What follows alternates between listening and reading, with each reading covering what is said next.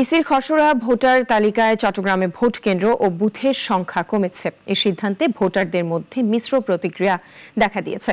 নির্বাচনী কর্মকর্তারা জানিয়েছেন, অপ্রয়োজনীয় ভোট কেন্দ্র সরিয়ে ফেলার পাশাপাশি খরচ বাঁচানোর চেষ্টা করা হচ্ছে। মোহাম্মদ জালালের ক্যামেরায় জানাচ্ছেন দিদারুল ইসলাম।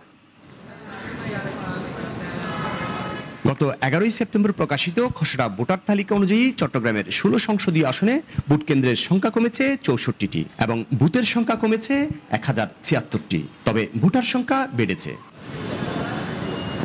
ভোট কেন্দ্র কমানোর সিদ্ধান্তে স্থানীয় ভোটাররা উদ্বিগ্ন।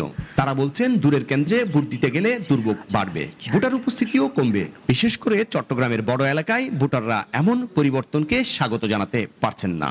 যদি কোনো প্রশাসনিক দুর্বলতার কারণে যদি আমাদের কোনো সেন্টার বন্ধ করতে হয়, তাহলে হবে কি জনদুর্ভোগ বেড়ে যাবে। যাতায়াত যত সহজ হবে তত জনগণের অংশগ্রহণটা বৃদ্ধি পাবে। ভোট কেন্দ্র না কমিয়ে বহাল রাখা অথবা বাড়ানো, আর কমানোটা মানুষের জন্য ভোট দিতে গিয়ে বিভ্রান্তিতে পড়বে। আমরা কেন কমাবে? আগে যেরকম ভোট হচ্ছে সাধারণ বিএনপির আমলে 91-তে, এভাবে হতে হবে। চট্টগ্রামের সিনিয়র জেলা নির্বাচন কর্মকর্তা মোহাম্মদ বশির আহমদ জানিয়েছেন, বিগত সরকার রাজনৈতিক বিবেচনায় যেসব ভোট কেন্দ্র স্থাপন করেছিল সেগুলো বাতিল করা হয়েছে। অপ্রয়োজনীয় ভোট কেন্দ্র সরিয়ে ফেলা হয়েছে। পাশাপাশি নতুন সিদ্ধান্তে খরচ বাঁচানোর চেষ্টা করা হচ্ছে। কোনো ক্ষেত্রে আমরা পেয়েছি কিছু রাজনৈতিক বিবেচনায় কোনো কেন্দ্র হয়েছে, এরকম কিছু পেয়েছি, সেটা আমরা বাদ দিয়ে দিয়েছি। একটা ভোট কেন্দ্র চালাতে গেলে অনেক সরকারের অনেক খরচ, নির্বাচন কমিশনের অনেক খরচ, অনেক এজেন্সি সেটার মধ্যে জড়িত।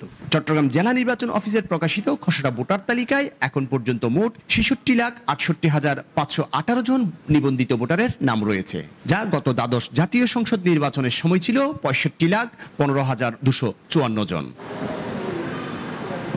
নির্বাচনী কর্মকর্তারা জানিয়েছেন, 25 সেপ্টেম্বর পর্যন্ত খসড়া ভোট কেন্দ্রের উপর দাবি আপত্তি গ্রহণ করা হবে এবং 12 অক্টোবর দাবি আপত্তি নিষ্পত্তি করা হবে।